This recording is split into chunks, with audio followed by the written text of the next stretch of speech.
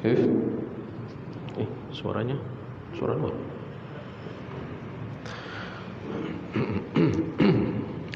Bismillahirrahmanirrahim.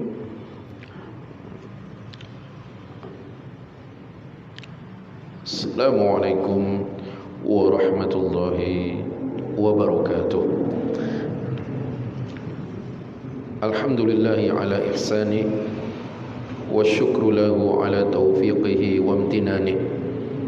Asyhadu an la ilaha illallah wahdahu la syarika lah ta'ziman li sya'nih wa asyhadu anna Muhammadan abduhu wa rasuluh ad-da'i ila ridwani wa ala alihi wa ashabihi wa ikhwani, amma ba'd. Ayyuhal ikhwatu fillah, a'azzani Allah wa iyyakum. Segala puji dan syukur kita panjatkan atas kehadirat Allah tabaraka wa taala. Di kesempatan malam ini akan kita lanjutkan kembali kajian fikih muamalah dari pembahasan kitab Al-Wajiz fi fiqhi sunnati wal kitabil aziz yang dikarang oleh Syekh Abdul Azim bin Badawi Al-Misri hafizahullah ta'ala. Terakhir ikhwabillah, pembahasan kita masih seputar hibah. Hibah artinya pemberian, semakna dengan hadiah. Ya, dalam kamus fikih ada beberapa istilah yang bermakna pemberian. Hibah, hadiah, autiyah, dan nihlah. Nah, itu semua maknanya sama, yaitu suatu pemberian. Baik, kita akan lanjutkan pembahasan kita malam ini. Terakhir subbahasannya adalah hadayal ummal gulul. Hadayal ummali gulul, hadiah kepada para pekerja, apakah itu aparat pemerintah atau juga swasta, adalah termasuk gulul, yaitu pengkhianatan. Qala al-muallif hafizahullah ta'ala an Abi Humaid As-Sa'idi radhiyallahu an, dari sahabat Abu Humaid As-Sa'idi radhiyallahu an, qala, beliau berkata, ista'mala an-nabiy sallallahu alaihi wasallam rajulan minal Azdi. Nabi sallallahu alaihi wasallam mempekerjakan seorang laki-laki dari suku Azdi, Al-Azdi, yuqalu lahu Ibnul Lutabiyyah ala sadaqah. Orang itu dipanggil dengan sebutan Ibnul Lutabiyyah. Untuk tugasnya adalah menjaga harta zakat, ya, memungut zakat, kemudian mengumpulkan zakat. Falamma qadima, ketika ia pulang kembali ke Madinah, qala, kemudian ia berkata, Ibnul Lutabiyyah ini berkata, hadza lakum wa hadza uhdiyali. Ini untuk kalian dan ini dihadiahkan untukku. Jadi dia membawa hadiah kemudian membaginya, bahwa ini untuk kalian, Rasulullah dan para sahabat beliau yang lain. Sementara ia juga menyatakan bahwa ada hadiah yang khusus untuknya. Faqama an-nabiy sallallahu alaihi wasallam 'ala al-mimbar. Lalu Nabi sallallahu alaihi wasallam berdiri naik ke atas mimbar. Fahamidallaha wa athna alaihi. Kemudian beliau memuji Allah dan menyanjungnya, yaitu memulai khutbah dan nasihat beliau dengan puji-pujian dan sanjungan kepada Allah Subhanahu wa taala. Summa qala, kemudian beliau sallallahu alaihi wasallam berkata, artinya ini diantara nasihat beliau dalam khutbah yang beliau sampaikan. Beliau mengatakan, ma balul amili, mengapa atau apa gerangan yang dilakukan oleh seorang pekerja, nab'azuhu, kami mengutusnya, artinya kami menugaskannya, fayati fayaqul, lalu dia datang pulang sembari dia berkata, hadza laka wa hadza li, hadiah ini untuk Anda dan hadiah ini untukku. Jadi maksudnya Nabi khofillah, beliau menyindir sahabat Ibnu Lutabiyah yang tadi setibanya di Medina membagi, ada hadiah untuk Rasulullah dan para sahabatnya dan ada hadiah khusus untuknya. Nabi menyindirnya di dalam khutbah yang beliau sampaikan ini. Kemudian kata Rasulullah, fahalla jalasa fi baiti abihi wa ummi, alangkah baiknya kalau dia duduk saja di rumah ayahnya dan ibunya. Artinya tidak usah pergi bekerja. Kalau seperti ini kelakuannya, alangkah baiknya dia duduk saja di rumah ayahnya dan ibunya. Fayanzura ayuhda lahu amla, lalu dia memperhatikan, dia menunggu apakah dia diberi hadiah atau tidak. Ya, karena kan seolah-olah dia pergi bekerja, motivasinya adalah mengharapkan hadiah. Sudah sebaiknya dia duduk saja di rumahnya, tunggu nanti ada orang yang bawakan dia hadiah atau tidak. Nah, kemudian Nabi SAW dengan tegas beliau menyatakan, walladzi nafsi biyadih, demi yang jiwaku berada di tangannya, ini sumpah demi Allah, ayati bi syai'in illa jaa bihi yaumal qiyamah, tidaklah orang yang seperti ini kelakuannya melainkan dia akan datang dengan hadiah yang dia terima pada hari kiamat, yahmiluhu ala raqabati, yang akan dia pikul di atas tengkuknya, di atas lehernya, yaitu leher bagian belakangnya, tengkuknya. In kana ba'iran lahu rugha, jika hadiah itu adalah berupa seekor unta, maka unta ini akan dia pikul sambil mengeluarkan suara melenguh. Au baqaratan laha khuwar, atau jika hadiah itu berupa seekor sapi, sapi ini juga akan dia pikul di atas tengkuknya dan mengeluarkan suara.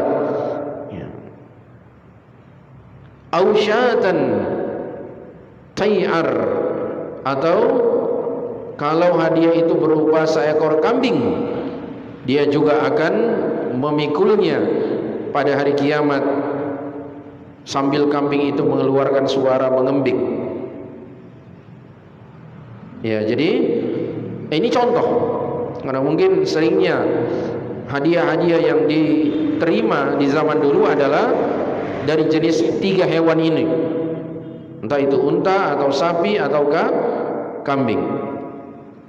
Thumma rafa'a yadayhi hatta ra'ayna aufratai ibtai. Kemudian Nabi sallallahu alaihi wasallam mengangkat kedua tangan beliau, yaitu menengadahkan kedua tangan beliau ke langit sampai kami melihat bulu ketiak beliau. Artinya mengangkat tangannya seperti orang yang berdoa, mengangkat tangannya ke langit. Beliau seperti memohon berdoa sambil berucap, ala hal ballaghtu salasa. Ingatlah, ketahuilah, sungguhnya aku telah menyampaikannya. Bukankah aku telah menyampaikannya? Artinya ini sudah disampaikan oleh Nabi sallallahu alaihi wasallam perihal pegawai atau pekerja menerima hadiah. Salasa, beliau ucapkan itu sebanyak 3 kali. Derajat hadis ini sahih, muttafaqun alaih, riwayat Bukhari, Muslim dan Abu Daud. Jadi ikhwafillah, dari hadis ini jelas sekali bahwa tidak boleh seorang pekerja, pegawai baik negeri maupun swasta yang sudah memiliki gaji tetap menerima pemberian berupa hadiah, atau mungkin di zaman sekarang ini dengan bahasa yang keren biasa disebut gratifikasi. Ya, gratifikasi. Nah, karena hibatifillah ini akan mempengaruhi kinerjanya. Ya. Dia akan membaguskan kerjanya, pelayanannya kepada publik, kepada masyarakat, karena dia sudah mendapatkan hadiah. Ya, bisa mempengaruhi kinerjanya. Seorang guru misalnya karena mendapatkan hadiah dari muridnya bisa mempengaruhi penilaian terhadap murid itu secara khusus. Ya. Jadi memang kita harus hati-hati ikhwafillah, karena yang namanya suap, riswah, sogok itu memang beda tipis dengan hadiah. Ya, beda tipis dengan hadiah. Nah, di antaranya yang membedakan adalah jika hadiah atau pemberian itu sebagai bentuk kompensasi, sehingga seorang itu tidak menjalankan yang menjadi kewajibannya. Karena dia diberi hadiah, seharusnya dia kerjakan suatu kewajibannya, dia tidak mengerjakannya. Maka itulah ciri-cirinya hadiah itu sebagai suap. Ya. Dan orang juga punya banyak istilah-istilah untuk memuluskan atau juga hal ini bisa diterima. Ada yang menyebutnya uang tips, uang lelah, ya, tanda terima kasih dan lain sebagainya. Tapi kita lihat hakikatnya, jika pemberian atau hadiah itu adalah sebagai kompensasi sehingga seorang tidak lagi menunaikan yang menjadi kewajibannya, maka itu pemberian itu adalah haram hukumnya. Mungkin kita bisa contohkan ikhwabillah, misalnya ada seorang yang mencalonkan diri untuk menjadi seorang pegawai di sebuah instansi. Ya, di antara syarat-syaratnya misalnya dia harus melewati tes wawancara, interview. Tapi kemudian dia memberi pemberian hadiah kepada petugas yang akan mewawancarainya. Dia kasih uang, sehingga petugas ini mengatakan, sudah, Anda tidak usah ikut interview wawancara, langsung lanjut ke tahapan selanjutnya. Padahal itu adalah kewajibannya. Calon-calon pegawai yang lain, mereka melewati tes wawancara. Orang yang memberi hadiah tadi mulus langsung ke tahapan selanjutnya, tidak lagi melalui tahapan tes wawancara. Ini suap, ini riswah. Walaupun tadi dinamakan dengan beberapa penamaan dan istilah, tanda terima kasih, ya, uang lelah, tips dan lain sebagainya, kita tidak melihat namanya tapi kita hukumi hakikatnya. Ini hakikatnya adalah riswah atau suap atau sogok. Ya, mudah-mudahan hibatifillah kita terhindar dari perbuatan ini. Taib, selesai, kita lanjutkan. Kita memasuki subbahasan yang terakhir di pembahasan tentang hibah. Qala al-muallif hafizahullah taala al-umrah war-ruqbah. Al-umrah war-ruqbah. Umrah dan ruqbah. Umrah dan ruqbah. Ta'rifuhuma. Pengertian keduanya. Definisi apa itu umrah dan apa itu ruqbah. Kata beliau, huma naw'un minal hibati muaqqatun biwaqtin. Keduanya adalah jenis pemberian hibah. Jadi ini istilah juga, suatu pemberian di zaman dulu, di zaman jahiliyah, mereka punya istilah untuk suatu pemberian hibah. Dua istilah ini, umrah dan ruqbah, yang sifatnya sementara waktu, muaqqatun biwaqtin, sementara waktu. Jadi ada pemberian hibah, ikhwafillah, hadiah, tapi tidak menjadi milik selama-lamanya. Dia sementara waktu saja. Ya, contoh, misalnya saya katakan kepada seorang, akhi, saya hadiahkan antum kitab saya ini selama 1 tahun saja. Ya. Nah, ini dia tentukan waktunya, berjangka waktunya, sementara waktu. Padahal hadiah itu kan kalau sudah diberikan kepada seorang itu adalah miliknya selamanya. Ya. Nah, ini model pemberian hadiah di masa lampau. Ada hadiah diberikan tapi punya batas waktu. Ya, bukan menjadi milik selamanya. Nah, inilah kedua istilah ini, umrah dan ruqbah. Kemudian dijelaskan di sini fala umrah dari sisi bahasa dan pengucapannya, cara membacanya. Al umrah bi dhammil muhmala, dengan didhamma huruf ainnya, wa sukunil mim, dan disukun huruf mimnya, ma'al qasr, dan bersambung dengan alif maksurah. Ya, alif maksurah. Jadi cara bacanya harus dipanjangkan karena di belakangnya itu sebenarnya huruf alif yang berdiri tegak, itu disebut alif maksurah. Fal umrah, ya begitu cara membacanya. Fal umrah, panjangkan huruf terakhirnya.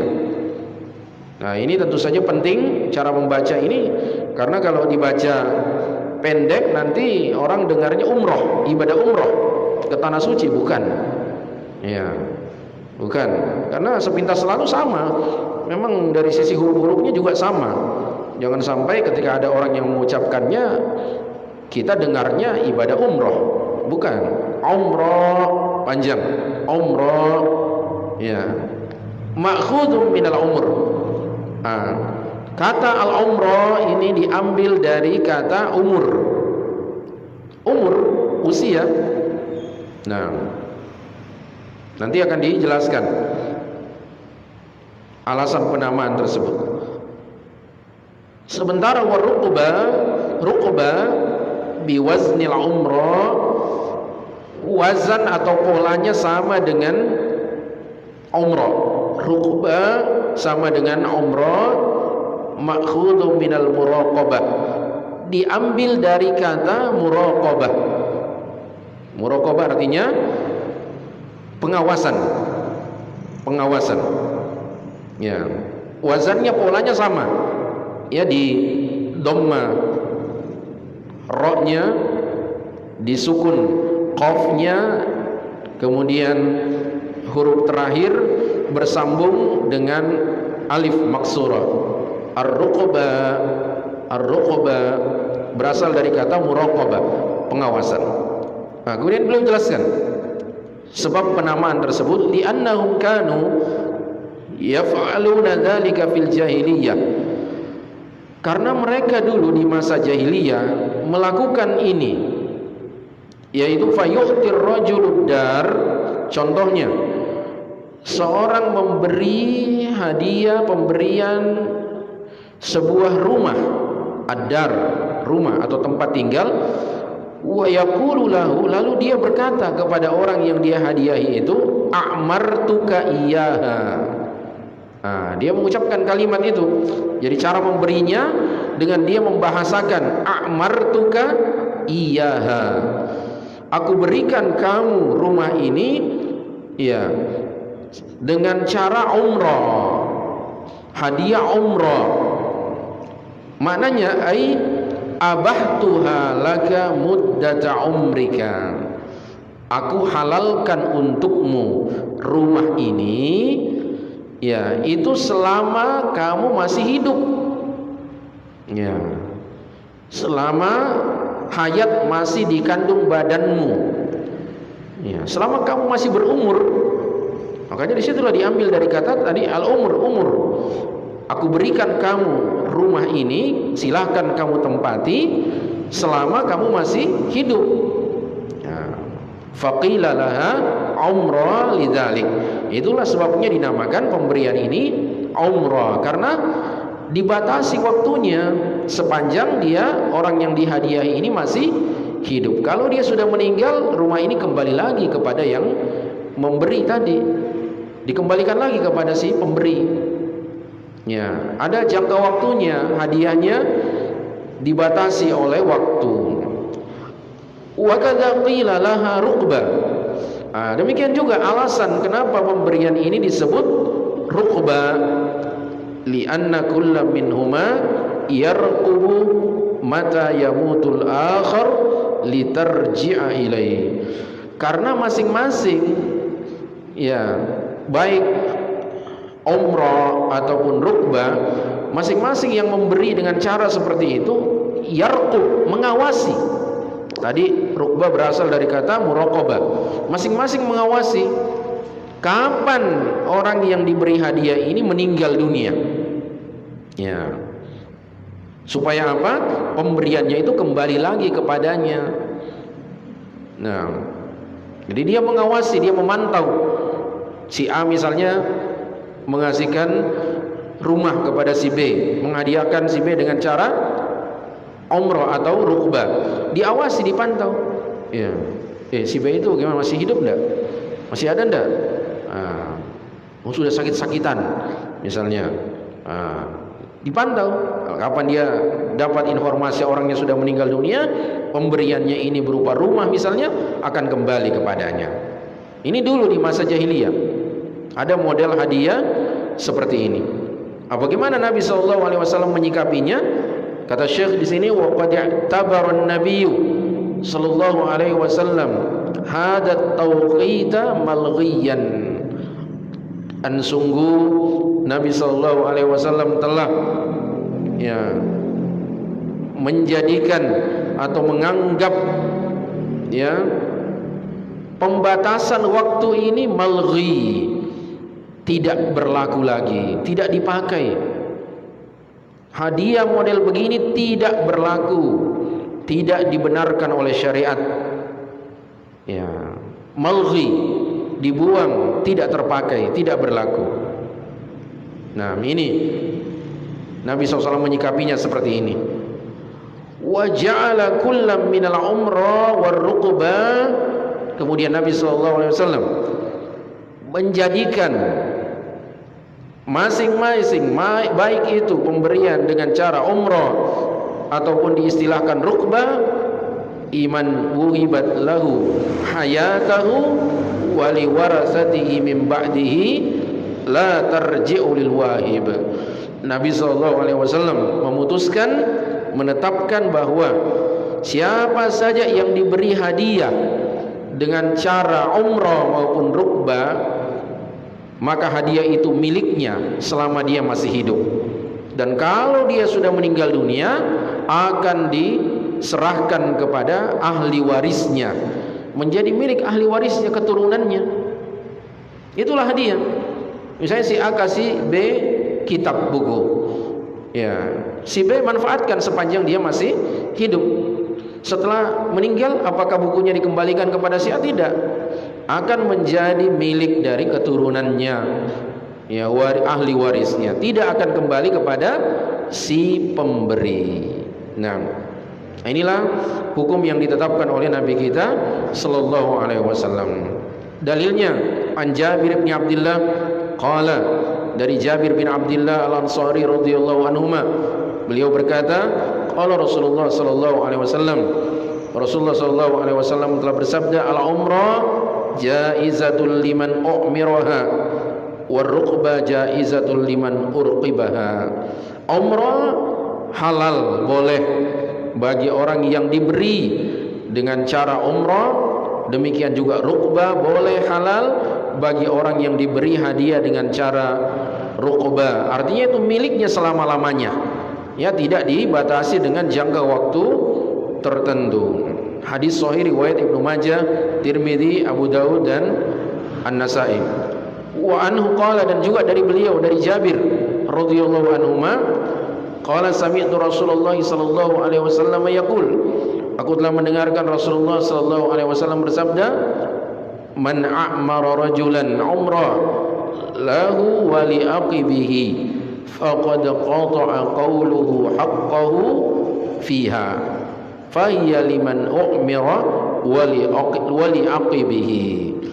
Kata Rasulullah SAW, barang siapa yang memberi hadiah kepada orang lain dengan cara umrah, yaitu dia tentukan batas waktunya, ini sepanjang kamu masih hidup, maka ya, kata Nabi SAW, itu hakikatnya dia memberikan orang itu kepemilikan penuh selama-lamanya, dan untuk keturunannya, ahli warisnya. Dan sungguh ucapannya tadi itu telah memutuskan hak dia, hak orang yang memberi pada pemberiannya. Sudah putus haknya, bukan lagi miliknya. Ya, si A memberikan hadiah kitab kepada si B. Kapan dia sudah berikan? Ya, maka sekarang kepemilikan pindah tangan kepada si B. Itu sudah menjadi milik si B selama-lamanya. Fahiya liman u'mira wa li aqibi, maka ini sudah milik orang yang dihadiahi tadi. Kalau dia masih hidup, dia silahkan gunakan, manfaatkan selama hidupnya, dan kalau sudah meninggal adalah milik keturunannya atau ahli warisnya. Hadis sahih riwayat Muslim dan Ibnu Majah.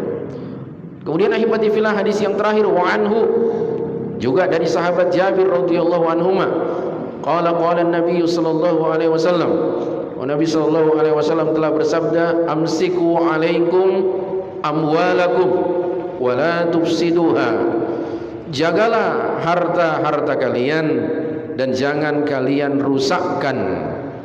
Jagalah harta-harta kalian dan jangan kalian rusakkan. Fa innahu man a'mara umrah, sebab barang siapa yang memberi hadiah dengan cara umrah, yaitu dia tentukan batas waktunya sepanjang hayat masih dikandung badan, fahiya lilladzi u'miraha hayyan wa mayyitan wa li aqibihi, maka pemberian atau hadiah itu adalah milik orang yang dihadiahi sepanjang hidupnya, dan ketika dia sudah meninggal itu adalah milik keturunannya. Hadis sahih riwayat Imam Muslim. Jadi ahibati fillah, apapun istilahnya di masa jahiliyah, umrah, rukbah, hakikatnya sudah dibatalkan oleh Nabi sallallahu alaihi wasallam. Beliau memutuskan bahwasanya pemberian hadiah dengan cara umrah dan rukbah itu malghi, tidak terpakai lagi, dibuang, tidak berlaku lagi. Orang yang dihadiahi suatu hadiah itu adalah miliknya secara mutlak, dan hak miliknya itu selama-lamanya ketika dia masih hidup, dan kalau sudah meninggal adalah milik ahli warisnya atau keturunannya. Nah, alhamdulillah hibati fillah, dengan berakhirnya pembahasan umrah dan rukbah ini, maka tuntaslah semua pembahasan seputar hibah, pemberian hibah. Dan insyaallah taala akan kita sambut nanti pembahasan yang baru di kitab Al-Wajiz, yaitu masalah al-waqfu, seputar wakaf. Nah, demikianlah kajian online kita malam ini. Mudah-mudahan bermanfaat untuk kita semua. Wabillahi taufiq wal hidayah. Subhanakallahumma bihamdik, asyhadu an la ilaha illa anta, astaghfiruka wa atubu ilaik. Tsumma assalamu alaikum warahmatullahi wabarakatuh.